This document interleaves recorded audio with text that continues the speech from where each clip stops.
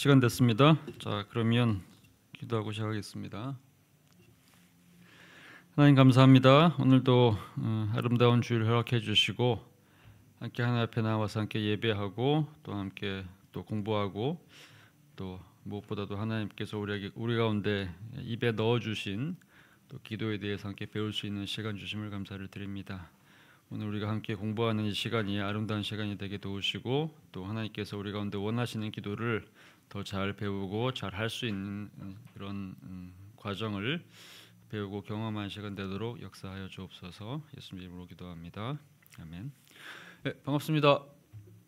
방향 갖고 계셨죠? 예, 날씨가 또 좀 추워지고 그죠? 감기 안 걸리셨어요? 예, 건강하시기 바랍니다. 예.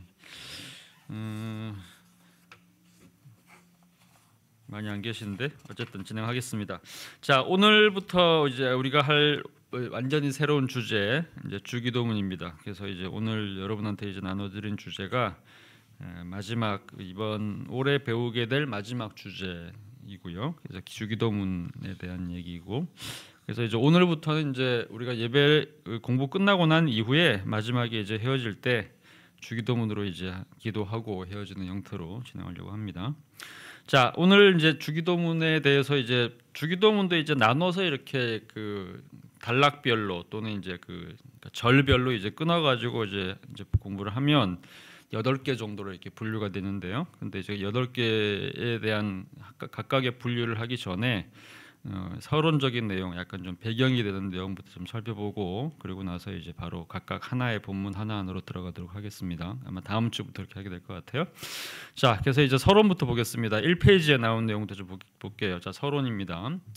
자, 기독교 신앙의 영원한 새 요소, 이제 이번 올해 처음부터 우리가 주기도문하고 십계명, 사도신경 진행하면서 이걸 이제 기독교 신앙의 영원한 새 요소 중에 하나 이렇게 연결해서 계속해서 공부를 했어요. 그래서 고린도전서 13장 13절이 제일 중요하다 그랬죠. 그래서 고린도전서 13장 13절에 그런즉 믿음, 소망, 사랑 이 세 가지는 항상 있을 것인데 그 중에 제일은 사랑이라 이렇게 얘기를 하면서 항상 있는 것, 그러니까 우리 안에 있는 항상 있는 세 가지가 있는데 그 세 가지가 이제 믿음과 소망과 사랑이다 이렇게 얘기를 했습니다. 근데 이제 믿음에 대해서 이제 믿음의 내용이 도대체 뭐냐, 우리가 도대체 뭘 믿어야 되느냐라는 얘기를 하면서 우리가 사도신경 쭉 공부를 했고요. 그다음에 원래 이제 순서대로 하면 이제 두 번째 나오는 소망이 기도죠. 우리가 바라는 것이 소망인 거니까 바라고 기도하는 것이죠. 그게 이제 주기도문입니다. 원래는 이제 이걸 두 번째 해야 되는데 순서를 좀 바꿔가지고 우리 이제 마지막이죠. 사랑하는 것, 실천하는 것에 대한 얘기를 마지막으로 해서 이것을 먼저 십계명부터 완료를 했습니다. 그리고 마지막으로 이제 소망에 대한 얘기죠. 그래서 믿음, 소망, 사랑 중에서 이제 기도는 소망에 해당하는 내용이고 그 기도의 대표적인 내용이 이제 주기도문이라고 할 수 있습니다. 자, 그래서 이제 주기도문 이제 공부를 지금 하려고 하는데 이제 우리가 이제 십계명도 성경 안에 텍스트가 두 가지 있는 거를 봤죠. 그래서 출애굽기 20장에 나오는 십계명하고 그 다음에 신명기 5장에 나오는 십계명이 조금 다르다. 는 것을 좀 봤고, 근데 그게 뭐 완전히 이제 내용상의 차이가 있거나 뭐 이런 건 아니었고 좀 강조점이 좀 다르고 그다음에 이제 그 들은 사람이 이제 누구냐에 따라서 어떤 세대가 이제 들었냐에 따라서 이제 맥락과 강조점이 좀 달라지는 것들을 확인을 했습니다. 주기도문도 이제 거의 비슷한 맥락이 있어요. 그래서 주기도문도 보면 우리 성경 안에 이제 주기도문이 두 군데 나옵니다. 마태복음에 하나가 쭉 나오고 그 다음에 이어서 이제 누가복음에도 하나가 나오고요. 그 다음에 성경 자체는 이제 두 개로 나오는데 이제 제가 하나를 더 나눴어요. 디다케라고 하는 이제 문서가 있는데 이 디다케는 보시면 이 표를 보면 표에 이제 마태복음은 6장 9절부터 13절이고요. 그다음에 누가복음은 11장 2절부터 4절까지고 그다음에 디다케라고 하는 이제 문서가 있는데 디다케는 성경 바로 다음 세대입니다. 그러니까 우리가 갖고 있는 성경이 우리가 갖고 있는 신약 성경이 이제 그 신약 성경의 마지막 책인 요한계시록이 AD 한 90년에서 100년 정도 쓰여졌다고 알려져 있어요. 그러니까 1세기가 이제 끝나기 전에 쓰여진 게 마지막 성경이 신약 성경이고 그래서 이제 신약 성경이 그때 이제 종결됐다고 알려져 있습니다. 저작 자체가. 근데 이제 그 다음에 이제 2세기죠. 2세기가 시작하는 그 시기에 성경 바로 다음 세대에서 가장 이제 이른 시기에 등장한 성경 바깥 문서, 성경 바깥에 가장 이른 시기의 문서가 디다케라고 할 수 있는데 이 디다케가 교훈이란 뜻이거든요. 이름 자체 교훈, 디다케라는 이제 이 단어의 이제 의미가. 그래서 이 교훈이라고 하는 의미를 담고 있는 이 책에서 이 주기도문이 등장합니다. 그래서 실제로 이제 가장 이른 시기에 성경 바깥에서 가장 이른 시기에 등장한 교회가 열심히 주기도문을 외우고 있다는 사실을 알려주는 이제 증거 같은 거죠. 근데 거기에 보면 이제 이렇게 나옵니다. 주께서 복음에서 명하신 그대로 기도해야 할지라 이렇게 얘기를 하면서 가장 이른 시기에 초기 기독교인들이 하루에 3번 정해가지고 주기도문으로 기도했다라는 기록이 나오거든요. 그러니까 열심히 이제 그 초기 기독교인들이 예수님 명령 따라서 이제 기도하고 있었다는 사실을 알려주는 거죠. 그래서 그 텍스트가 중요하다는 얘기를 하는 겁니다. 자, 그러면 이제 이 마태복음하고 누가복음의 이제 차이는 뭐냐면 이 주기도문이 도대체 어떤 맥락에서 등장했는가, 어떤 상황에 등장했는지를 알려주는 이제 그런 배경이 되는 이야기입니다. 자, 마태복음 6장 9절부터 13절까지 보면 맨 마지막에 이렇게 나오죠. 13절 보면 그러므로 너희는 이렇게 기도하라 이렇게 나옵니다. 그러면서 이제 그러므로 너희는 이렇게 기도하라 다음에 하늘에 계신 우리 아버지 이렇게 나온단 말이에요. 그러니까 주기도문에 나오는 그 맥락의 배경 내기가 6장 9절부터 13절이고 누가복음 같은 경우에도 이제 맨 마지막 4절을 보면 너희는 이렇게 기도할 때 이렇게 기도하라 이렇게 나오죠. 그러니까 그 뒤에 이제 주기도문 나온다는 얘기죠. 근데 이 두 가지가 약간 좀 다릅니다. 마태복음 같은 경우에는 이게 산상수훈 배경이에요. 산상수훈이 이제 예수님께서 산에 올라가서 이제 뭐 산이라고 해서 이제 엄청나게 높은 그런 산은 아니고 사람들이 따라와서 이렇게 앉을 수 있는 터가 넓은, 그러니까 약간 이렇게 좀 넓게, 그때 이제 예수님께서 산상수훈에서 이제 5천 명을 먹였다는 얘기가 나오잖아요. 물고기 이제 5과 물고기 5인가? 떡이 5인가? 5병. 또 5병. 떡이 5이고 물고기가 2이죠. 그죠? 근데 그걸 가지고 이제 5천 명을 먹이고 뭐 12광줄이 남았다. 근데 뭐 대체적으로 생각하기에 아이들과 어린 아이들과 여성들은 주로 많이 뺐으니까 5천 명이 이제 남성만 얘기하는 거니까 아마 그러면 뭐 2만 명까지 앉았을 것이다 이런 얘기를 많이 하는데, 어쨌든 간에 이제 그만큼 넓은 공간이 있는 그런 산에서 이제 예수님께서 이제 가르친 내용이 있죠. 근데 그게 5장과 6장과 7장, 3장에 걸쳐서 이제 등장을 합니다. 근데 그 중에서 이제 6장 얘기입니다. 6장 9절부터 13절까지의 기도에 대한 얘기를 하고 그다음 구제에 대한 얘기를 하는 그런 이제 내용들이 나오는데 그 배경 속에서 이제 주어진 겁니다. 이런 거죠.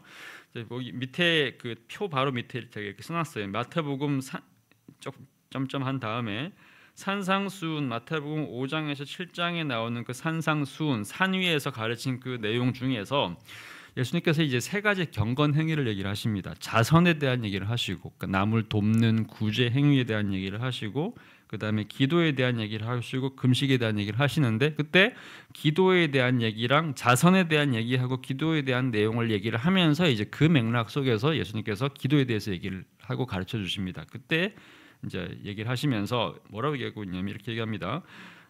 2 종류의 사람이 있다는 얘기를 하죠. 그러니까 외식하는 사람이 있고, 그러니까 자선을 할 때도 마찬가지고 기도할 때도 마찬가지고 외식하는 사람이 있다. 그러니까 자기를 드러내면서 하는 사람들이 있다. 근데 이거는 주로 이렇게 유대인들을 얘기하는 겁니다.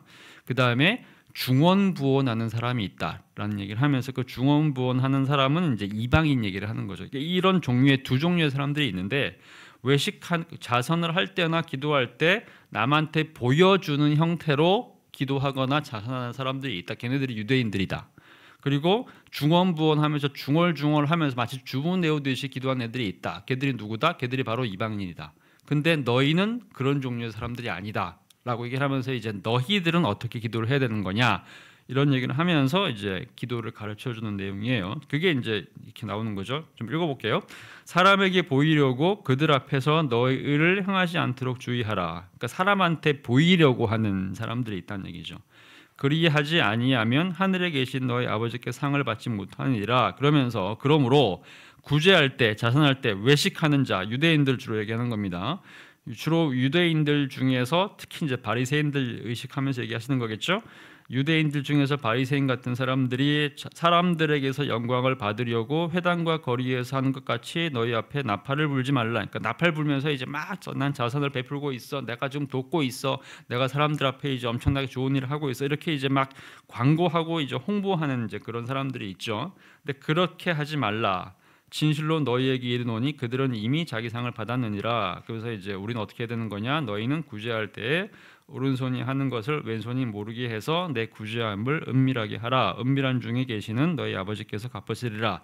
이렇게 얘기를 하고요. 그다음에 구제랑 똑같은 맥락에서 기도도 마찬가지입니다. 이제 이때 이제 주기도문 연결되는 거죠. 너희는 기도할 때 외식하는 사람들과 같이 하지 말라. 그들은 사람들한테 보이려고 회당과 큰 거리 어귀에 서서 기도하기를 좋아하느니라.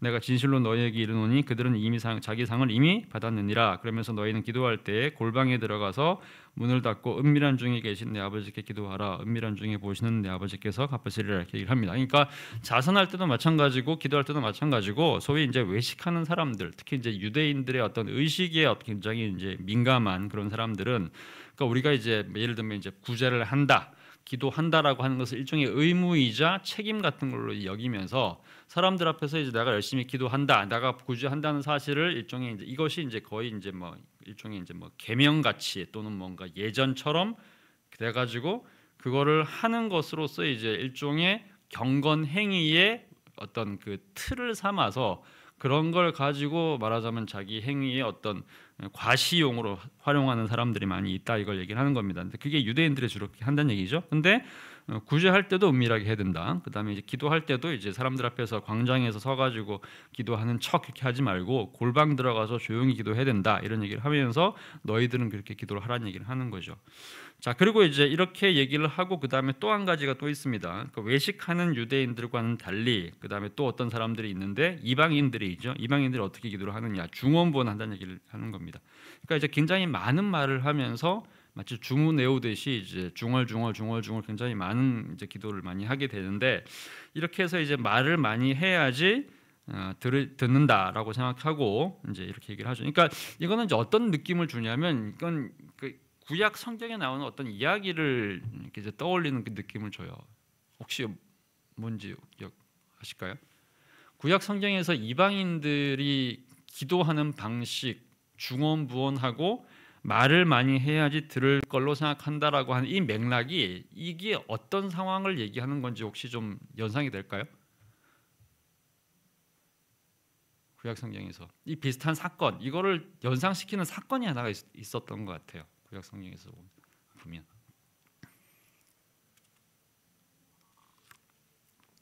그러니까 기도한다는 얘기는 어떤 신적 존재한테 기도를 한다는 얘기잖아요. 그러니까 이방인의 신한테 기도할 때 굉장히 이제 많은 말을 하는 맥락이 있죠. 그렇죠. 엘리야가 어쨌다고요? 예, 예, 예, 예, 예,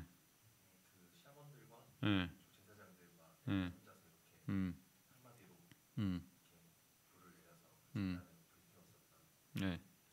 근데 그 맥락에서 엘리야가 조롱하듯이 하는 말이 있었어요. 예. 이런 거죠. 그러니까 엘리야가 그 당시 이제 아합 왕 시대잖아요. 근데 엘리야는 이제 하나님의 제사장이고 하나님의 선지자였고, 그다음에 이제 아합 왕과 이제 아합 왕의 와이프가 이제 이세벨이었으니까, 이세벨이 이제 그 당시 그 시돈, 두로 시돈, 그러니까 페니키아 계통이거든요. 그쪽이 이제 여자였는데, 이제 페니키아가 이제 아주 강력한 해양 민족이었어요. 그래서 이제 그 당시에 그 특히 이제 바알과 아세라 같은 신들, 굉장히 잔혹한 신들을 믿는 그런 이제 사람이었는데, 그러니까 이 사람들이 이제 권력을 장악하니까 그 당시에 굉장히 많은 이제 바알과 아세라를 섬기는 이제 제사장들이 자리를 잡은 거죠. 그때 그래가지고 이제 누가 진짜 신인가를 이제 좀 경쟁하는 그런 맥락들을 이제 만들면서 바알 선지자 400명하고 아세라 선지자 450명, 반대인가? 450명대 아마 400명, 그러니까 850명대 엘리야 한 명이 이렇게 이제 일종의 이제 경쟁을 하는데, 그러니까 제 재물을 쌓아놓고 이 재물에 누가 어떤 신이 이제 그 불을 내려가지고 가장 먼저 이 재물을 받느냐, 불 태우느냐라는 걸 가지고 이제 경쟁을 하잖아요. 근데 이제 엘리야가 이제 일단 기다리고 있고, 그 다음에 바알 선지자들과 그 아세라 선지자들이 이제 850명이 막 춤을 추면서 이렇게 막 그 불을 내려달라고 요청을 막 합니다. 근데 이렇게 막 하는데 아무리 이렇게 요청을 해도 이제 불이 안 내려오는 거죠. 그러니까 엘리야가 뭐라고 조롱을 하냐면, 야, 니네 신들이 지금 자나보다. 그러니까 더 시끄럽게 떠들어가지고 네 신들을 깨워라, 이렇게 조롱을 한단 말이죠. 그러니까 많은 말을 해가지고 조롱을 하게 해가지고, 조롱이 아니라 이제 많은 말을 해서 그렇게 해가지고 네 잠자는 신을 깨워가지고 그 신이 들으면 빨리 불을 내려줄 거니까 거기 하라 이렇게 얘기를 하는 거죠. 근데 실제로 이제 그러면서 이제 그 얘기를 했더니 이 신들이 이 제사장들이 막 춤을 더 요란하게 추고 이제 막 뭐 음악도 타고 심지어는 막 자해까지 하면서 그 불을 내려달라고 얘기를 하거든요. 근데 이제 실제로는 불 내려주지 않죠. 그리고 오히려 이제 엘리야가 이제 하나님 앞에 그냥 조용하게 그냥 기도했을 때 불이 내려와 가지고 이제 제물을 태우는 장면으로 이제 등장하는 거죠. 이 맥락을 아마 이제 우리가 연상을 할 수 있을 것 같습니다. 그러니까 이방 신들은 많은 말을 하고 그 신들이 깨도록, 그 신들이 우리 말을 듣도록 굉장히 많은 말을 해야지 들을 수 있을 거라고 생각하는 그런 이제 요소들이 있죠. 그러니까 심지어는 이제 우리도 비슷하죠. 우리도 이제 무당이 하는 그런 굿 이런 것들을 보면 굉장히 요란하잖아요. 엄청나게 많은 소리를 이렇게 내 가지고 실제로 이제 그 잠자고 있는 신들을 깨워서 그 신들이 이제 뭔가 일을 하도록, 이제 이것이 말하는 일종의 중언부언의 그 수많은 이제 말들의 이제 그런 맥락이라고 할 수 있는데, 아마 그런 점에서 실제로 이제 예수님께서 우리에게 원하셨던 기도는 이제 조용하게 골방 속에서 1대1로 하는 기도, 이런 것들을 더 강조했던 그런 맥락이라고 할 수 있을 것 같습니다. 그래서 사실상 이제 어떤 면에서는 이제 우리 기독교의 기도는 시끄러운 그 통성 기도는 우리 기독교의 원래 맥락은 아닙니다. 우리 기독교는 굉장히 조용한 기도를 강조했고, 또 이제 뭐 그냥 혼자서 하는 이제 그냥 중얼중얼하는 그런 기도, 또는 이제 마음속으로 하는 묵상 기도, 이런 것들, 그다음에 이제 대표 기도를 한다고 하더라도, 소리를 내서 한다고 하더라도 이제 사람들 앞에서 대표하는 기도, 이 정도였던 걸로 이렇게 우리 기도의 맥락이고, 그 침묵 기도 굉장히 많이 강조했고, 특히 이제 오래된 전통을 갖고 있는 교회들은 뭐 가톨릭이라든지 또는 이제 정교회 같은 경우에는 굉장히 조용하게 기도하는 이제 묵상 기도 또는 이제 침묵 기도를 굉장히 강조하는 맥락이 되게 강했죠. 근데 우리의 현재 한국 교회 기도는 그런 기도는 아니에요. 그죠? 통성 기도이고 어떤 면에서 굉장히 중언부언하는, 중얼중얼하는 기도가 되게 심하죠. 근데 이거는 이제 왜 그렇게 됐냐면, 이제 이거는 이제 우리나라의 고유한 맥락이 있습니다. 1907년에 있었던 그 평양 대부흥 시대에 처음으로 이제 한국에 이제 도입된 것이 어떤 면에서는 한국 사람들이 창조한 기도라고 할 수 있는데, 이거 이제 거대한 거의 물결 같은 이제 소리의 파도 같은 기도를 이제 하게 되거든요. 그게 이제 통성기도라고 하는 겁니다. 다 같이 합심으로 통성기도합시다 이렇게 하잖아요. 지금 우리가 이렇게 유행이 됐는데 1907년 그 당시 부흥회 때 이제 처음 시작된 기도였어요. 근데 그게 서양에서는 그런 기도가 없었어요. 그래서 선교사들이 이제 그 기도를, 이제 한국 사람들이 하는 그 기도를 보고 놀라가지고, 가르쳐주지도 않았는데 한국 사람 그렇게 기도하는 거예요. 그래가지고 이 사람들이 하는 기도는 이제 거대한 파도가 몰려오는 것 같은, 이제 모두가 다 기도하는데 다 한 목소리로 기도하는 것 같이 거대한 이제 소리의 파도가 밀려온다, 이렇게 하면서 한국식 이제 고유한 코리안 프레이어라는 이름을 쓰거든요. 그래서 이제 그게 한국 기독교의 특징이 됐는데, 전통적으로는 그런 기도가 이제 있지는 않죠. 우리가 서양이거나 외가 가면 그런 기도를 보기 되게 힘듭니다. 근데 어쨌든 간에 이제 우리 기도는 약간 좀 달라진 거예요. 근데 실제로는 이제 이왕이면, 물론 그런 기도도 이제 한국식으로 이제 기도였고 한국 교회가 부흥하는데 굉장히 큰 기여를 한 기도이긴 하지만, 사실상 성경이 가르치거나 예수님께서 우리한테 가르친 기도의 모양은 사실은 주권부원하는 기도라기보다는, 또 많은 말을 하는 기도라기보다는 오히려 하나님의 이제 조용히 침묵 속에서 기도하면서 하나님의 음성을 듣거나 하나님께서 가르치신 기도를 함께 이제 공유하는 이런 형태가 되는 것이 사실 더 이상적일 수 있죠. 자, 어쨌든 이런 맥락이 이제 마태복음 맥락이고요. 자, 그다음에 누가복음 맥락은 좀 다릅니다. 누가복음에 이렇게 나오죠. 예수께서 한 곳에서 기도하시고 마치십니까? 예수님께서 어느 한 조용한 곳에서 기도를 했는데, 이 기도하는 모습을 보고 제자 중에 하나가 이렇게 얘기를 합니다. 누군지 모르겠지만 아마 예수님의 제자 중에 한 사람이 이렇게 얘기를 하는 거죠. 주님이시여, 이렇게 얘기합니다. 요한이, 여기서 말하는 요한은 세례 요한입니다. 세례 요한이 자기 제자들한테 기도를 가르친 것 같이 우리에게도 기도를 가르쳐 주옵소서, 이렇게 얘기를 하죠. 그랬더니 예수님께서 너희는 이렇게 기도하라, 이렇게 얘기를 합니다. 그러니까 이 당시에 아마 이제 뭐 라이벌까지는 아닌데, 예수님이 오시기 전에 이제 이미 그 예수님과 비슷한 활동을 했던 이제 선지자에 해당한 사람이 있었어요. 그게 세례 요한이었습니다. 그래서 예수님도 이제 뭐라고 얘기했냐면, 세례 요한이라고 하는 사람이 이 땅에서 이제 사람이 낳은 아들 가운데서 사람 중에 가장 크다, 이런 얘기를 하잖아요. 근데 이제 그런 얘기를 했는데 또 세례 요한은 이제 예수님을 보고는 이분이 바로 이제 하늘에서 온 하나님의 그 메시아다는 얘기를 하면서 이제 인정을 하는 거죠. 자, 어쨌든 간에 그 요한이 이제 자기 제자들한테 어떤 기도하는 방식을 가르쳐 줬나 봐요. 그런 것처럼 예수님의 제자들도 요한이 자기의 제자들한테 가르쳐 준 그 기도를 알고 있었기 때문에 우리한테도 그런 기도를 좀 가르쳐 주시라고 요청을 한 겁니다. 그랬더니 예수님께서 이제 가르쳐 주신 기도가 바로 주님 기도, 주기도문인 거죠. 자, 그래서 이제 그 다음 나는 얘기입니다. 세례 요한이 그랬듯이 기도를 가르쳐 달라라고 이제 요청을 하니까 예수님께서 기도를 가르쳐 줍니다. 이제 그 내용이 바로 이제 여기 등장하는 거죠. 그러면 이제 우리가 이렇게 생각할 수 있죠. 뭐 마태복음이랑 누가복음이 다 하나의 말씀 아닌가? 근데 왜 마태복음하고 누가복음하고 서로 이제 둘 다 주기도문인데 왜 서로 맥락이 좀 다른 거지? 왜 그럴까요? 그러면 어느 하나는 맞고 하나는 틀린 걸까요?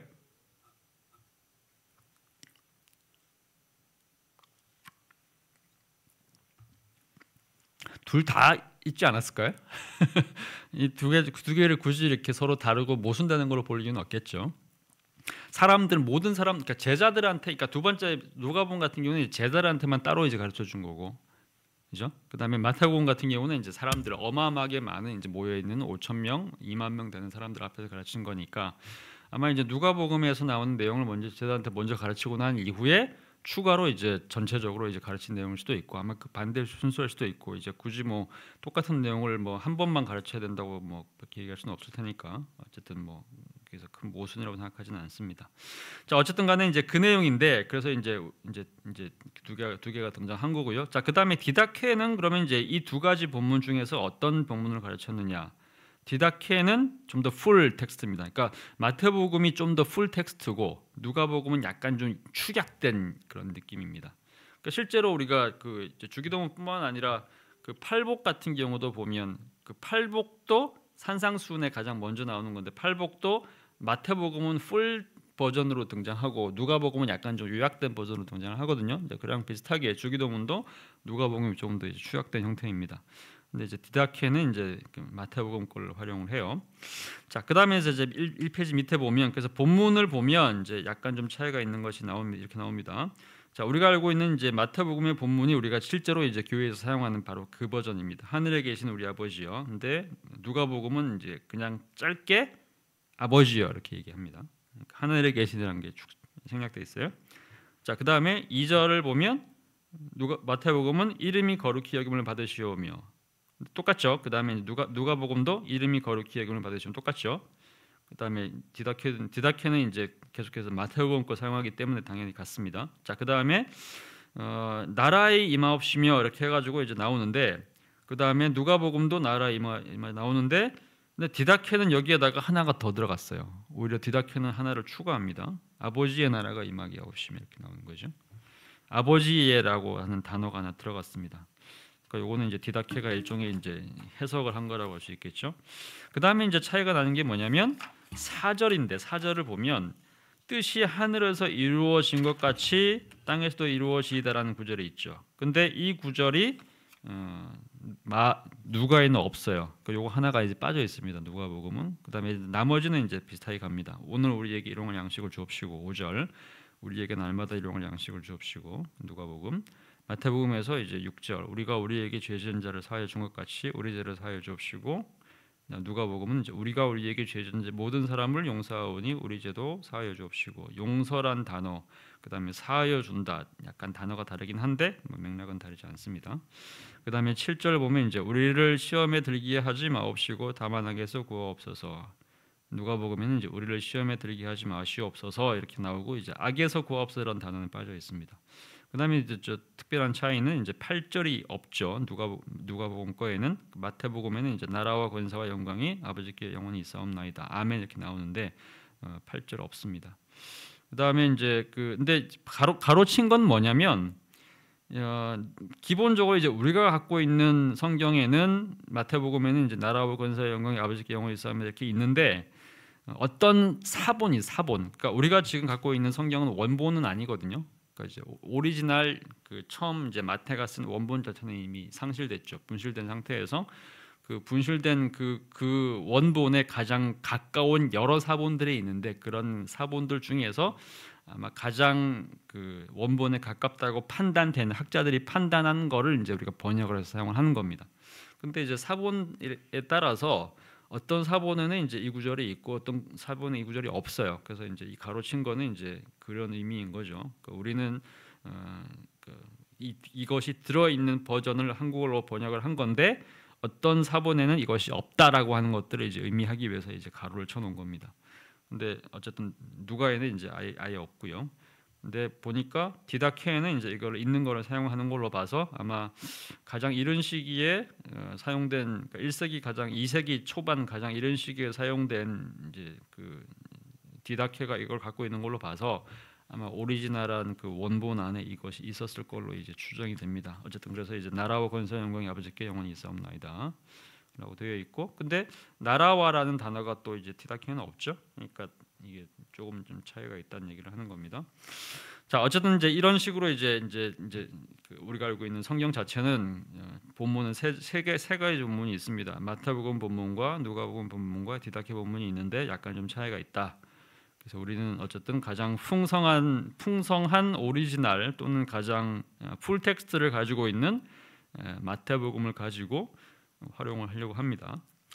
자, 그러면 이제 이 주기도문이 이제 우리한테 알려주는 게 도대체 뭐냐? 이제 여기에 대해서 이제 그 당시에 초대 기독교 가장 이른 시기, 그러니까 이제 디다케부터 시작해가지고 1세기와 2세기, 3세기에 초기 기독교인들이 이제 이 주기도문을 어떻게 이해를 하고 활용을 했는지를 알면 이것이 얼만큼 중요한지를 우리가 확인할 수가 있겠죠. 근데 이제 이렇게 얘기를 합니다. 도대체 이제 주기도문에 이제 갖고 있는 가장 중요한 내용은 기도는 대체 왜 해야 되는가? 기도가 무엇인가부터 시작할 수 있겠죠. 기도는 도대체 무엇인가라고 하는 맥락을 설명하기 위해서 가장 중요할 수도 있고, 도대체 기도는 왜 해야 되는가? 이걸 설명하기 위해서도 이것이 필요할 수 있을 것 같고, 언제 기도해야 되는가? 그 다음에 기도하는 방식, 어떻게 기도해야 되는가? 이렇게 해서 이제 무엇을 왜 언제 어떻게 또는 뭐 사하 원칙 또는 육하 원칙 이런 식으로 해서 아마 이해할 수 있을 것 같습니다.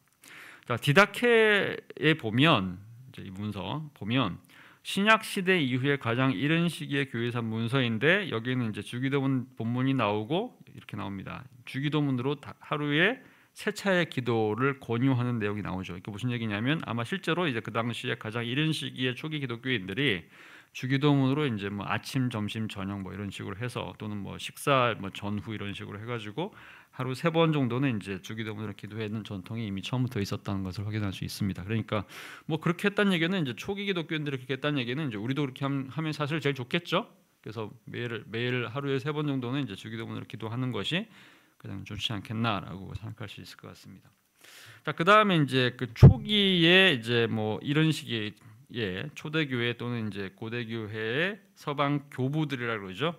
교부란 얘기는 처치 파더 이런 표현을 쓰는 건데, 그러니까 이렇게 얘기하면 될 것 같아요. 우리가 이제 예수님이 말하자면 우리 신앙의 이제 근본이죠.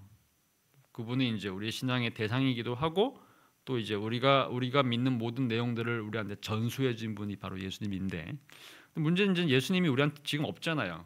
그러니까 사도들의 시대는 예수님이 있었지만 예수님 지금 우리한테 없죠. 그러면 이제 예수님께서 우리한테 가르쳐 주신 내용을 실제로 이제 전수한 일종의 이제 전수자들은 누구냐면 사도들이죠. 이제 예수님의 제자들인 겁니다. 근데 그 사도들이 이제 우리한테 이제 예수님의 말씀을 이제 들은 대로 기록을 해서 우리한테 전달한 것이 이제 성경이라고 할 수 있죠. 그래서 이제 성경은 이제 하나님의 특별 계시라고 이제 얘기하는 거죠. 근데 사도들도 이제 뭐 평생 사는 거 아니니까 사도들이 거의 대부분 다 1세기 정도 살고 이제 죽었단 말이죠. 그럼 2세기부터는 이제 그 다음부터 사도들의 메시지를 계승하는 이제 그 다음 단계의 지도자들이 있을 겁니다. 리더십들이 있겠죠. 전승을 이제 계승하는 리더들. 근데 그 리더들을 이제 뭐라고 부르냐면 교부라고 불러요. 이제 첫 교부란 얘기는 영어로 처치 파더스라고 얘기하는데 교회의 아버지들이라는 얘기를 하는 겁니다. 그러니까 우리가 지금 믿고 있는 근본적인 기독교 신앙의 어떤 표준 내용들을 전수하는 단계들이 있었는데 예수님 그다음에 사도들 그다음에 교부들 이렇게 연결되는 겁니다. 그래서 이제 우리가 이제 4세기에서 한 5세기 정도까지 있었던 초대교회의 이제 어른들을 이제 우리한테 신앙을 전수해 준 사람들, 그런 사람들을 교부라고 부르는데, 그래서 이제 이 교부들의 메시지가 굉장히 중요합니다. 왜냐하면 이제 뭐 우리는 이제 21세기 살아가니까 이제 굉장히 이제 많은 것들이 사실은 많이 달라진 상태에 살고 있는 거죠. 그런데 이 시대는 이제 아무래도 이제 복음이 시작된 지 아직 얼마 안 된 시기이기 때문에 가장 원초적인 형태이자 오리지널한 형태로 복음을 이제 갖고 있는 사람들, 가장 또 제일 잘 전수를 받은 사람들이기 때문에 이런 분들이 이제 우리한테 얘기하는 것들이 굉장히 의미가 있죠.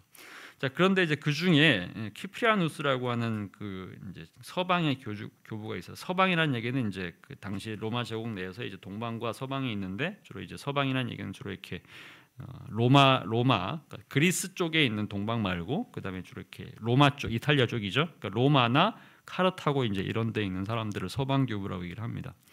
근데 그 중에 한 사람이었던 키프리아누스, 영어로 어디서는 뭐 키프리안 또는 뭐 시프리안 이렇게 이제 쓴 데도 있을 거예요. 근데 이 키프리아누스가 주기도문 해설을 이제 했는데 거기 이런 얘기 나옵니다. 굉장히 이제 의미 있는 얘기를 했어요. 우리를 창조하셔서 살게 하신 분께서, 그러니까 누구죠? 우리를 창조하셔서 살게 하신 분, 누구 얘기하는 거죠?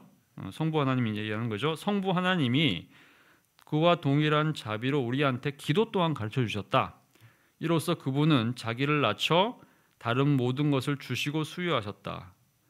그래서 이는 우리가 성자께서 가르치신 그 기도와 간구로 성부께 말씀드릴 때 우리의 말이 그분께 좀 더 쉽게 들릴 수 있도록 하기 위해서다. 그러니까 우리가 기도하는 이 주기도문은 실제로 성자이신 예수님이 자기 아버지인 성부한테 하는 기도라는 얘기죠. 그러니까 성자이신 예수님이 자기 아버지한테 한 기도를 우리한테 가르쳐 주신 거기 때문에, 그러니까 성자와 성부와의 관계가 엄청 가까울 거 아닙니까?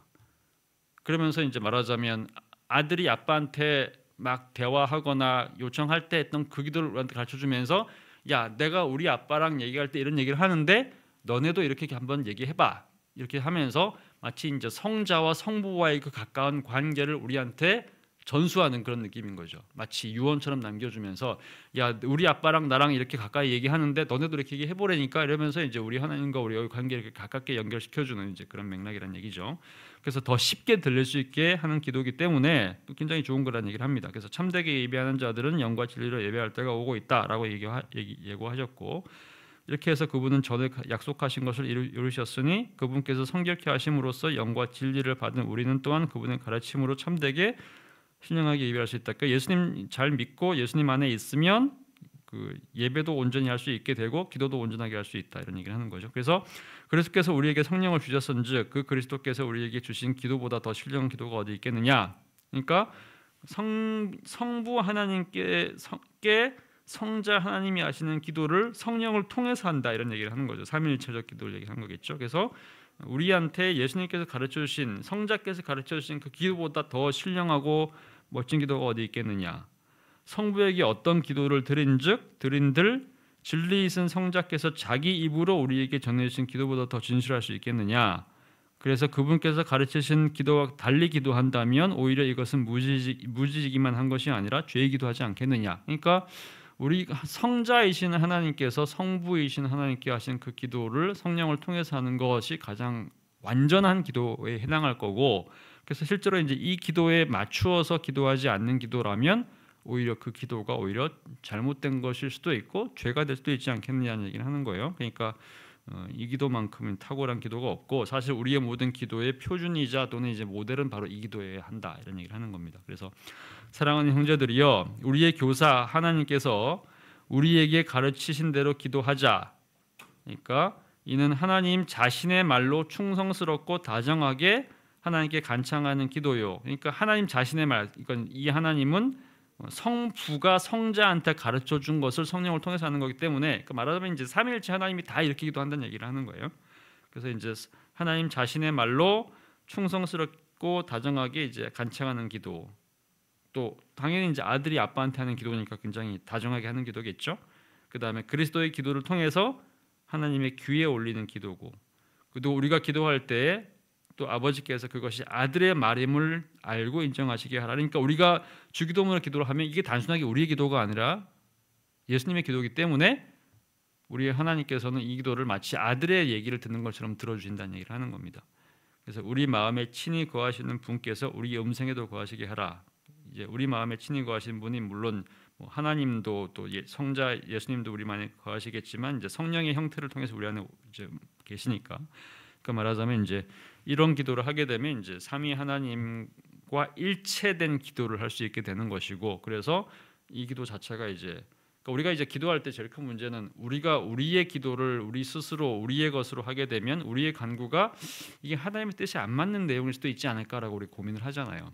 그렇죠. 가끔씩 기도할 때 나한테 이제 뭔가 필요해 가지고 하나님 앞에 기도를 하는데 이제 실제로 이제 이것이 하나님의 뜻에 맞는 기도가 아니라면 안 들어줄 거 아닙니까? 그렇죠? 왜냐하면 기도는 하나님의 뜻에 맞는 기도여야지 하나님 들어줄 테니까. 근데 우리가 막 간구하고 요청하는데 하나님께서 보시기에 그것이 별로 우리한테 좋은 게 아니에요. 그러면 안 들어준단 말이죠. 근데 이 주기도문은 성부 하나님이 성자 하나님한테 가르쳐 주신 기도란 말이죠. 그죠? 그러니까 일치된 기도이기 때문에 그러니까 당연히 이 기도는 가장 하나님의 뜻에 부합되는 기도이기 때문에 이 기도가 맞는지 안 맞는지 이 기도가 옳은 기도인지 아닌 기도인지 잘못된 기도인지 아닌지에 대해서 의심할 필요가 없다는 얘기죠. 그러니까 만약에 이제 우리가 뭐 저는 이제 그렇게 생각하는데 어떤 상황이든지 이제 이러저러한 기도를 해야 될 상황들이 생겼어요. 정말 기도를 하고 싶어요. 그리고 기도할 마음이 생겼고 기도 안 하면 안 될 것 같은 그런 어떤 절박한 상황들이 생겼을 때 사실은 우리가 처해 있는 어떤 현실 문제를 가지고 하나님 앞에 이런저런 기도를 할 수도 있겠지만 저는 그냥 주기도문 하나를 외우는 것만으로도 가장 완벽한 기도를 하고 가장 이제 그 온전한 기도를 할 수 있다는 생각을 합니다. 사실 그것이 또 틀릴 가능성이 없는 기도인 거잖아요. 가장 하나님의 뜻에 부합되는 기도일 것이고 하나님의 것을 또 한편으로도 하나님께서 가장 절박하게 들을 만한 기도이기 때문에 그런 점에서 저는 이제 주기도문으로 기도하는 것을 이제 권한다는 얘기예요. 자, 아고스티누스도 이렇게 얘기를 합니다. 5세기입니다. 어거스틴이라고 하는 그분이죠. 다른 어떤 말을 하든지 마땅히 기도해야 할 때를 기도한다면 마땅히 기도해야 하는 방식이 있다는 얘기죠. 기도라는 것이. 근데 우리가 하는 모든 기도는 주기도문에 이미 포함되지 않은 말을 한마디도 하지 않는데 그러니까 가장 완벽하게 마땅히 해야 될 기도라고 하면 그것은 바로 주기도문에 포함된 거다라는 얘기를 하는 겁니다. 그러니까 누구든지 복음서에 기록된 이 기도문에 합하지 않은 어떤 내용으로 기도하는 사람은 설령 정당히 기도한다고 하더라도 여전히 육적인 기도를 하는 것이다. 그러니까 우리가 뭐 개인적인 기도를 하든 뭐 또 강단에서 이제 대표 기도를 하든 굉장히 멋진 기도를 했는데 그 멋진 기도라고 하더라도 감동적인 기도라고 하더라도 그것이 주기도문에 부합한 기도가 아니라면 그 기도는 하나님의 뜻에 부합하는 것이 아닐 수도 있다는 얘기를 하는 겁니다. 그러니까 멋있는 기도가 좋은 것이 아니고 실제로 이제 주기도문에 부합한 기도를 하는 것이 가장 중요합니다. 안 그러면 이제 그것이 육적인 기도일 수도 있다는 얘기를 하는 거죠. 자, 니사의 그레고리오스라고 하는 이제 5세기 동방교부 이 사람은 이제 오늘날의 터키입니다. 갑바도기아라고 하는 동네에 있었던 분인데 이분도 이런 얘기를 합니다. 주기도문 강의에서 이런 얘기를 하죠. 예를 들어서 어떤 사람이 기도로 하나님 앞에 나아가되 지금 자기 앞에 있는 분의 비길 데 없는 위대함을 인식하지 못하고 째째한 간구로 그분의 신적 위엄을 모욕한다고 가정해보자. 자기가 무엇을 하고 있는지도 모른 채 기도할 때 그래서 그 간구를 들어주시는 분의 수준에 맞추지 못하고 우리 같은 이 세상 존재들의 소원 수준으로 하나님의 권능을 낮춰주기를 요청할 때 바로 그런 일이 일어난다. 이게 무슨 얘기죠? 그러니까 우리가 뭔가 이렇게 기도하고 싶어가지고 막 기도를 하는데 사실 우리 기도가 굉장히 째째하다는 얘기를 하는 겁니다. 하나님께서 이제 갖고 있는 수준이 있다는 얘기죠. 그러니까 엄청나게 이제 높은 수준이 있는데 우리가 하는 기도는 대개 이렇게 말하자면 이제 그분의 수준에 미치지 못하는 기도를 많이 할 수밖에 없는 상황이죠. 뭐 우리가 하는 기도가 거의 다 그렇지 않을까요?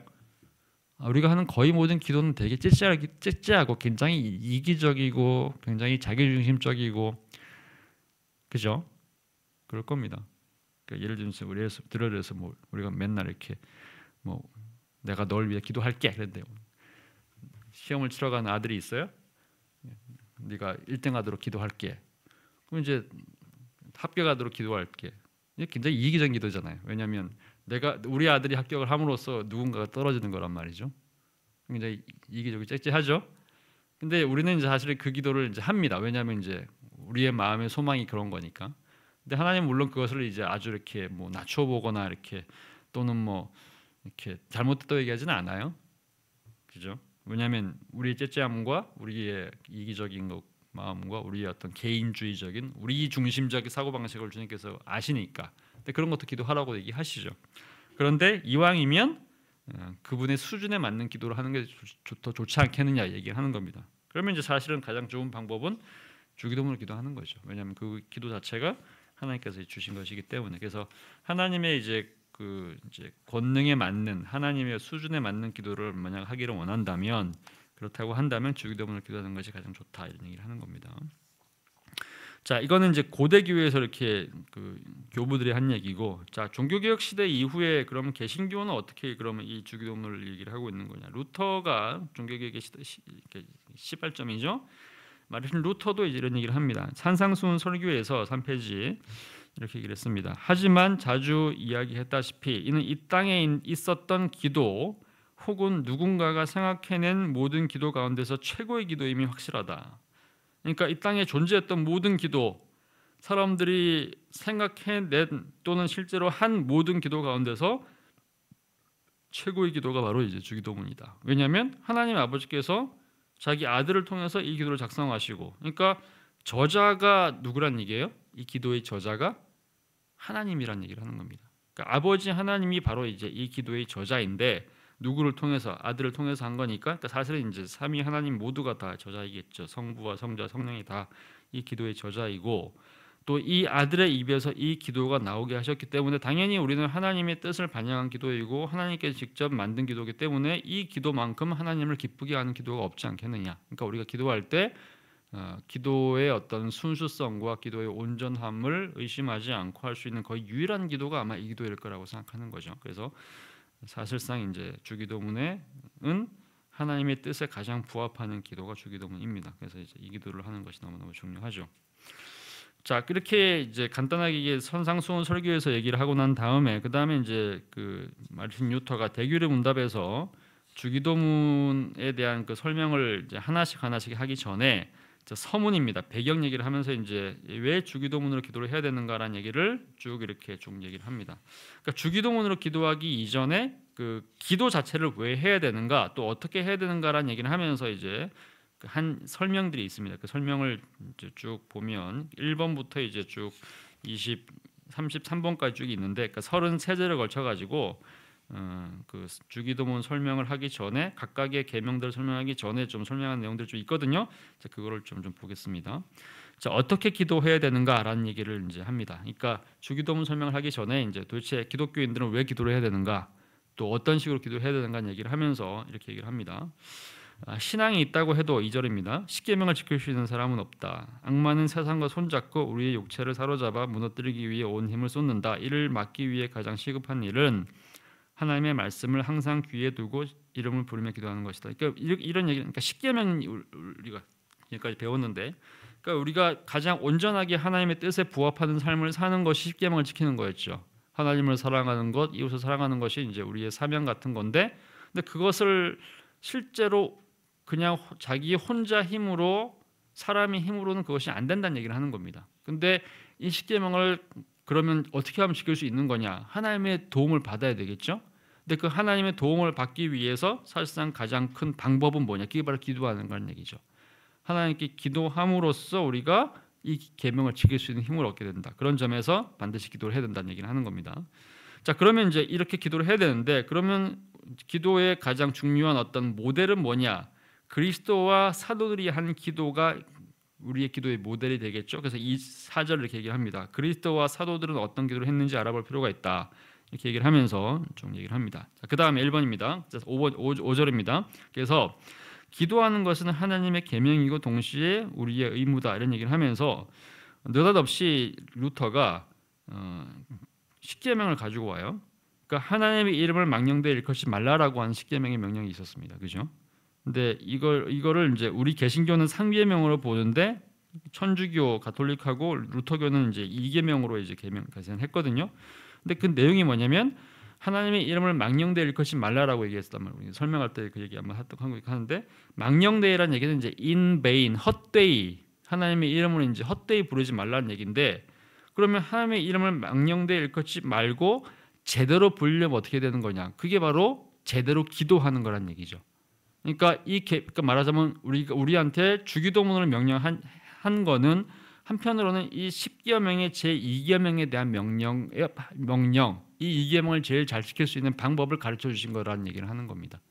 그러니까 기도는 한편으로 이제 해야 되는 명령인데 이 제2계명에 대한 명령을 실행하는 가장 좋은 방법은 주기도문에 따라서 기도하는 거라는 얘기를 이제 루터가 알려주는 거죠.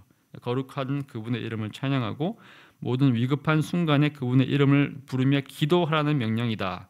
그러니까 그분의 이름을 부르는 것이 곧 기도인 거기 때문에 우리가 기도를 하게 되면 말하자면 10계명의 제2계명을 지키는 거라는 얘기를 하는 거죠. 하나님의 이름을 망령되이 것이 말고 바르게 부르는 것이 바로 기도다. 그러니까 이제 이 제2계명을 가장 잘 지키는 방법은 기도하는 것이다. 이렇게 기도하는 거죠. 그래서 이제 6절 그러므로 기도는 우상 숭배 금지 이게 이제 4계명 뭐 1계명인 거죠. 살인 금지 뭐 6계명, 독질 금지 7계명 이런 계명처럼 기도를 해야 하는 것도 하나님의 계명 중에 하나이다. 그러니까 10계명과 주기도문을 연결시킨 거예요. 그러니까 굉장히 통찰이 좋은 것 같아요. 이런 연기를 했습니다. 그러니까 실제로서 이제 루터가 한 얘기입니다. 종교개혁 이전까지는 그러니까 제가 가로친 거는 이제 루터 이 책에 이 글에 원래 나오는 건 아니고 제가 넣은 겁니다. 이전까지는 기도 모임을 만들어 큰 소리로 외치고 같은 말을 반복하는 것도 기도라 여겼다. 근데 제가 이제 중간에 뭐라고 넣었냐면 종교개혁 이전까지는 천주교회의 수도원이나 수도원 등에서 주문처럼 기도문으로 외우고, 그러니까 이게 왜 이런 얘기를 한 거냐면, 그러니까 루터는 이제 원래는 천주교인이었죠. 그다음에 루터는 무엇보다도 이제 수도사였어요. 근데 수도사로 이제 평생을 살면서 이제 거의 10몇 년 동안을 수도원에 들어가서 수도사로 살았는데, 루터는 이제 말하자면 굉장히 이제 주문 같은 기도를 거의 미친 듯이 하는 사람이거든요. 그러니까 뭐 수도사로 산다는 얘기는 뭐 새벽부터 이제 일어나가지고 하루 종일 진짜 거의 뭐 2시간 단위, 3시간 단위로 끊임없이 이제 기도를 하는 그것이 이제 마치 우리가 그 불교 같은 경우에 그 스님이 이제 끊임없이 이제 막 목탁 두드리면서 이제 정해진 시간에 막 해야 되는 것처럼 사실 그 수도사들이 그렇게 기도를 했단 말이죠. 근데 이런 종류의 주문 외우듯이 하는 기도는 사실상 어떤 면에서 본다면 예수님이 하셨던 그 마태복음의 내용으로 본다면 이방인들이 하는 거랑 거의 비슷하죠. 주문 외우듯이 중언부언하는 거를 반복하는 거니까 자기가 사실은 그런 식으로 기도를 해왔다는 얘기죠. 근데 사실상 이제 이분은 이제 천주교에서 수도사 생활을 이제 뛰어나와 가지고 이제 개혁한 분이기 때문에 그러니까 그런 종류의 기도 모임 만들어 가지고 외치고 주문 외우듯이 하는 것이 기도라고 얘기했는데 사실은 이런 것들은 기도가 아니다. 이런 외적인 형식들은 어린아이나 학생, 무지한 일반인의 노래나 읽기 연습과 마찬가지로 사실은 굉장히 이제 의미 없는 기도이다. 이제 그렇게 얘기를 하면서 이제 기도를 어떻게 해야 되는지를 다시 알려주는 겁니다. 자, 그래서 제2계명이 보여주듯이 기도한다는 것은 모든 위급 시에 하나님을 부르는 것이다. 하나님은 우리에게서 이런 기도가 터져 나오기를 바라신다. 기도는 취향이 아니라 결단하고 실행해야 될 당위인 동시에 무조건 해야 하는 의미다. 왜냐하면 계명이니까. 자녀가 부모에 순종하는 것이 선택사항이 아니듯이 기도도 선택사항이 아니라 반드시 준행해야 될 하나님의 계명이다. 기도는 하나님을 향해 구하는 것이고 그분께 순종하는 것이다. 기도는 누구나 차등 없이 행할 수 있는 똑같은 계명이다. 사도나 성인이나 목회자가 더 나은 기도를 할 수 있는 것은 아니다. 이게 굉장히 중요한 표현이죠. 사도나 성인이나 목회자가 더 나은 기도를 할 수 있는 것은 아니다. 왜냐하면 하나님 앞에서는 모두가 다 죄인이니까. 또 내가 드리는 기도는 사도 바울이나 다른 성인의 기도와 마찬가지로 거룩하고 귀하며 하나님께 기쁨이 된다. 기도할 때 하나님은 사람으로 판단하지 않으시고 당신의 말씀과 그 말씀에 대한 순종으로 판단하신다. 모든 거룩한 자들의 드린 기도를 나도 똑같이 드린다. 그러니까 이게 이제 가톨릭 사고 방식이었던 거죠. 그러니까 그 당시 이제 이게 말하자면 일종의 차등을 둔 겁니다. 그러니까 모두가 다 만인 제사 이런 게 아니라 이제 소위 제사장에 해당하는 사람들, 그러니까 예수님의 사도들이나 성인들이나 또는 이제 수도사들, 사제들 이런 사람들이 더 기도를 잘할 것이고 그렇게 하기 때문에 더 나은 기도를 하기 때문에 연옥에서 이제 대기하는 기간이 더 줄어들고 그다음에 기도의 포인트를 더 많이 쌓아가지고 천국 들어갈 수 있는 가능성이 더 높아지고 이게 이제 말하자면 그 당시에 일종의 공로 포인트를 쌓아가지고 천국 들어가는 그런 이제 소위 이제 행위 구원식 또는 공로 구원식 개념이었는데 루터가 이걸 다 붕괴시키잖아요. 사실상 이제 이런 것이 중요한 것이 아니라 하나님 앞에서 모두가 다 평등하기 때문에 사도나 성인이나 뭐 목회자나 뭐 수도사나 이런 사람들의 기도가 더 특별한 것이 아니라 우리 모두의 기도가 다 하나님 앞에서 똑같다 이런 얘기를 하는 겁니다. 자, 그리고 이제 17번 기도의 첫 번째 요소는 우리의 모든 기도가 하나님을 향한 순종 위에 서 있어야 한다는 것이다. 자, 모든 다른 종류의 불순종을 징계하듯이 기도하라는 명령을 준행하지 않으면 진노하고 징계하신다. 그분이 진실로 원하는 것은 우리의 기도가 헛되이 사라지지 않는 것이다. 하나님이 응답하실 기도가 아니라면 우리에게 기도를 명령하지도 실제로 그렇게 엄한 어조로 명령하지도 않았을 것이기 때문이다. 그러니까 지금까지 한 얘기는 이제 십계명, 그러니까 기도가 십계명의 명령이라는 얘기를 하는 거예요. 그러니까 십계명의 제 2계명, 우리 개신교의 3계명, 하나님의 이름을 망령되이 일컫지 말라라고 하는 그 명령은 다른 말로 하면 하나님의 이름을 제대로 부르시오라는 이제 명령인 거니까, 그러면 이제 그 하나님의 이름을 가장 제대로 부르는 가장 중요한 방법은 기도하는 거라는 얘기죠. 그러니까 기도는 명령이라는 얘기를 하는 겁니다. 기도는 계명이다. 그래서 기도는 이제 당연히 해야 되는 것이고, 이것을 순종하지 않으면, 이 명령에 순종하지 않으면 하나님께서 이제 기뻐하지 않으신다. 그러므로 또 이제 그런 명령을 내린 이유는 기도를 들어주지도 않을 거면서 왜 열심히 기도하라고 명령하냐 이거죠. 그러니까 기도를 우리한테 명령한 이유는 뭐냐? 들어주실 마음이 있으니까 그렇게 명령을 하신 거고, 기도 들어줄 거라는 어떤 분명한 이제 약속을 가지고 이제 그런 명령을 내린 걸 테니까, 안 그러면 그런 명령 자체도 안 했을 거 아니냐 이거예요. 그러니까 그만큼 기도를 하게 되면 하나님께서 들어주신다는 이제 그런 그 믿음을 가져야 된다 이런 얘기를 하는 거죠. 자, 그다음 두 번째입니다. 두 번째, 기도는 명령인 동시에, 이 가로 제가 넣은 겁니다. 하나님이 우리가 기도하기를 원하시는 두 번째 이유는 하나님과의 약속 때문이다. 그러니까 이것도 이제 맥락이 연결되겠죠. 하나님께서 이제 기도를 하라는 이유는 뭐냐? 기도를 들어주실 마음이 있으니까 기도하라고 하는 거겠지. 그러니까 기도를 하라고 하는 것은 하나님의 명령인 건데, 이제 기도에 응답이 있을 거라는 건 하나님의 약속이라는 얘기죠. 그러니까 당연히 이제 기도가 이제 이루어질 것을 우리가 믿고 기도해야 된다 이런 얘기를 하는 겁니다. 왜? 약속하셨으니까. 자, 그다음에 이제 22번, 이 외에도 하나님께서 이제 스스로 말씀과 용례를 통해서 우리가 어떻게 무엇을 기도해야 할지를 우리 입에 넣어 주셨으므로 기도해야 된다. 이게 이제 주기도문 얘기를 하는 거죠. 그러니까 기도에 대한 전반적인 이야기를 일반적으로 쭉 얘기를 한 다음에 기도가 대체 뭐냐, 기도 대체 왜 해야 되는 거냐, 하나님의 계명이니까 해야 된다, 그리고 하나님의 약속이니까 해야 된다 이렇게 얘기를 했죠. 그 다음에 마지막으로 무슨 얘기를 하고 있는 거냐면, 심지어는 하나님께서 우리에게 계명으로도 기도를 요구하시고, 그 다음에 약속으로도 이제 우리한테 기도 얘기를 하셨는데, 근데 심지어는 하나님께서 더 자비하시고 더 섬세하신 분이라서 심지어는 기도하는 그 내용까지도 우리한테 알려주셨다. 그게 주기도문이라는 얘기죠. 그러니까 이미 우리한테 기도하는 내용까지도 알려주시고, 기도하는 방식뿐만 아니라 기도의 내용까지 알려주셨는데 도대체 왜 기도 안 하는 거냐, 이렇게 얘기를 하는 거죠. 자, 그러면서 이제 이게 주기도문 얘기죠. 자, 그래서 23번, 이 기도 주기도문은 인간이 만든 어떤 기도보다도 위대하고 고귀하다. 세상의 어떤 보물과도 바꿀 수 없는 보물이다. 이렇게 얘기를 합니다. 그러니까 이전에 했던 그 교부들의 얘기들이랑 비슷하죠. 그 다음에 24번, 우리를 둘러싸고 압박하는 현실의 절박함을 깊이 묵상하며 끊임없이 또 바라는 것을 구체적으로 구해야 한다. 그 다음에 25번, 이런 맥락에서 밤낮 끔찍하게 소리 지르고 울어대고 웅얼대는 수도사들과 사제들의 기도는 비난받아 마땅하다. 26번, 바른 기도에는 절박함이 배어 있어야 한다. 우리를 짓누르는 절박함이 하나님을 향한 부름으로, 외침으로 나타나는데 여기서 기도가 뿌리를 내린다. 자, 이 절박함을 주기도문에서 찾을 수 있다. 그죠? 주기도문이 이제 바로 그런 얘기죠. 주기도문은 우리가 기도를 게을리하지 않도록 깨운다. 하나님께 우리 요구를 간곡히 호소하고 표현해야 한다. 하나님이 그 내용을 몰라서가 아니다. 기도를 통해서 마음의 불을 지키고 점점 강한 불로 만들려는 것이다.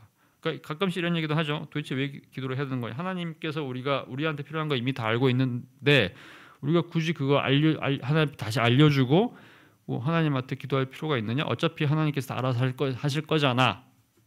그죠? 이런 얘기를 하면서 이제 기도의 그 필요성을 좀 의심하거나, 또는 이제 뭐 굳이 기도 안 해도 다 아실 텐데 우리가 굳이 그 얘기를 해줘야 돼? 이렇게 생각할 수 있죠. 우리 인간은 이제 예를 들면 우리 부모님 같은 경우는 이제 내가 얘기 안 하면 모르잖아요. 근데 하나님은 다 아신다며, 전지전능하시니까. 근데 우리가 굳이 기도를 해야 돼? 이렇게 얘기를 하는 거죠. 근데 하나님이 그 내용을 몰라서 우리한테 기도하라는 얘기가 아니라는 얘기를 이제 루터 하는 겁니다. 이제 왜 그러냐면 하나님께서 이제 우리 기도를 통해서 우리 마음의 불을 지키고 하나님과 동일한 마음이 되도록 이제 이끌기 위해서 그런 거다 이렇게 얘기하는 겁니다. 28번 어려서부터 이제 매일 기도하는 습관이 몸에 배도록 해야 된다. 각자의 필요를 위해서 또 타인을 위해서 기도하자. 19번 바른 기도는 악마를 고통과 비참에 몰아넣는다.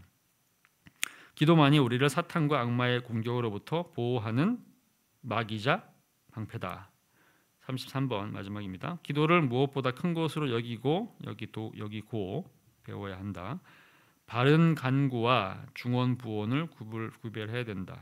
그러니까 여기서 이제 그다음에 이제 수도사들처럼 아무 의미 없이 무작정 울어대고 고함 지르는 기도, 이게 이제 중언 부언이겠죠. 그다음에 뜻없이 웅얼거리는 기도, 허튼 소리를 내 던져야 한다. 이것이 다 이제 중언 부언이라는 얘기를 하는 겁니다. 그러면 바른 간구는 뭐냐? 주기도문에 나오는 기도가 바로 바른 간구다 이렇게 얘기를 하는 거죠. 주기도문은 하나하나에 중요한 의미가 담겨 있으므로 평생 기도의 의미를 찾기에 충분하다 이렇게 이제 얘기를 합니다. 여기까지가 이제 서론에 해당한 얘기예요. 그래서 여기까지가 쭉 얘기를 한 다음에 그 다음부터 이제 루터가 이제 하늘에 계신 우리 아버지라고 하는 구절부터 해가지고 쭉 설명하기 시작하거든요. 그 전반전에 해당하는 말하자면 서론적인 내용, 서론 서문에 대한 내용을 지금까지 쭉 살펴본 겁니다. 자, 그러면 이제 그 다음 나오는 이제 하이델베르크 요리문답이죠. 그러니까 이건 루터가 이제 그 소위 개신교 종교개혁의 시조라고 하면 그보다 이제 한 50년 정도 뒤에 루터보다 한 50년 정도 더 뒤에 등장한 개혁교회. 그러니까 개혁교회는 이제 칼뱅주의 교회를 얘기하는 거니까 그러니까 칼뱅주의 우리 장로교도 이제 개혁교회 일원입니다. 그래서 이제 칼뱅을 비롯한 그런 이제 개혁자들이 이제 가르치는 내용을 가지고 이제 만들어진 그 하이델베르크 독일 하이델베르크라고 하는 지역이 있죠. 거기서 나온 그 문답에 보면 주기도문을 이제 이렇게 얘기를 합니다. 그 일부 이 구조 전체를 보면 나의 죄와 비참함이 얼만큼 큰가라고 하는 것이 이제 일부의 주제였고, 그 다음에 그러면 이제 이건 이제 내가 죄인이라는 얘기를 하는 거죠. 3문답부터 11문답까지가 이렇게 되어 있고, 그 다음에 그러면 이제 내가 죄인이라는 사실을 이제 인정하는 내용을 이제 쭉 설명한 다음에 그러면 우리가 어떻게 하면 그 죄인이라는 사실로부터 해방될 수 있는 거냐, 우리가 어떻게 죄와 비참함으로부터 구원받을 수 있는 거냐, 구원론 얘기를 하는데 이제 그게 12문답부터 85문답까지 나오거든요. 그러면서 이제 설명을 하기를 이제 사도신경 가지고 얘기를 합니다. 구원받는 방식에 대한 얘기를 설명하는 것이 이제 2부 내용이고, 그 다음에 세 번째가 이제 이 문답 전체 구조에서 그러면 구원을 받고 난 이후에 구원받은 신자가 어떻게 하면 신자답게 살 수 있는 거냐라고 하는 것이 3부인데 이거를 이제 하이델베르크 요리문답은 감사라고 표현해요. 그러니까 구원받은 신자가 살아가는 삶의 방식의 가장 중요한 키워드는 감사라는 거죠. 그래서 우리가 어떻게 그리스도인답게 살 것인가, 그게 바로 감사하며 사는 거다. 근데 감사하는 내용 중에 일부가 뭐냐면 그게 바로 주기도문이라는 얘기죠. 어떻게 해서 우리가 기독교인답게 살 수 있는 거냐 얘기를 하면서 사랑으로 살아야 된다. 이게 십계명이에요. 소망으로 살아야 된다. 이게 주기도문입니다. 이 구조가 되게 독특해요. 그러니까 믿음과 사랑과 소망 이게 신앙의 이제 근본인 건데 우리가 구원받기 이전에 구원받는 방식에 대한 얘기를 하면서 이제 사도신경 얘기를 하고 있고, 구원받고 난 신자가 어떻게 살아갈까를 얘기를 하면서 두 가지를 얘기하는데 하나는 사랑 얘기하면서 이제 십계명 얘기하고 그다음에 소망 얘기하면서 주기도문 얘기를 해요. 그러니까 주기도문은 이제 말하자면 구원받은 우리 같은 신자가 가장 하나님 앞에 감사하며 살아가는 가장 좋은 방식 중에 하나가 바로 기도하는 거다. 근데 그 기도의 가장 중요한 원리가 바로 주기도문이다. 이렇게 이제 구조를 설명하는 거죠. 그러니까 굉장히 독특해요. 그래서 이제 그 116문답부터 129문답까지가 소망으로라고 되어 있는 부분이죠. 그 내용이 바로 밑에 나옵니다. 116번부터 쭉 나오는 건데 이렇게 나옵니다. 서문 얘기죠. 그 116부터 129문답까지 설명하는데 그 여기서 이제 116부터 119까지가 4개죠. 4개가 이제 여기 서문에 해당하는 내용인 겁니다. 자, 왜 그리스도인들은 기도해야 되는가? 기도가 하나님께서 요구하시는 감사의 삶 중에서 3부에 해당하는 거죠. 가장 중요한 부분이기 때문입니다. 그리고 하나님께서는 그의 은혜와 성령을 주시기를 그런 은사를 위해서 지속적으로 기도하고 마음 아파하는 이들에게, 그래서 감사하는 이들에게만 주시기 때문입니다. 그 다음에 어떤 기도가 하나님을 기쁘시게 하며 어떤 기도에 하나님께서 응답하십니까? 첫 번째, 말씀을 통해서 우리에게 계시되신 유일한 참된 하나님께 우리의 마음으로부터 우리에게 기도하도록 가르치신 모든 것을 위해서 기도해야 합니다. 주기도문 얘기하는 거 있죠. 거룩하신 하나님 앞에서 우리가 엎드리기 위해서 우리의 필요와 비참함을 철저하게 인식해야 합니다. 세 번째, 우리는 다음과 같은 변치 않는 기초 위에 서 있어야 합니다. 우리가 비록 받을 자격이 없으나 우리 구주 그리스도로 말미암아 하나님께서는 우리의 기도를 분명히 들으십니다. 우리에게 하나님께서는 그의 말씀에 그렇게 하시도록 우리에게 약속하셨습니다. 그러면 하나님께서는 무엇을 위해서 기도하라고 가르쳤습니까? 우리 주 예수께서 우리에게 가르쳐주신 기도, 주기도문에 포함되어 있는 것처럼 우리의 영육간에 필요한 모든 것을 위해서 기도하라고 하셨습니다. 그러면 주님께서 가르쳐주신 바로 그 기도는 무엇입니까? 밑에 좀 설명하는 거죠.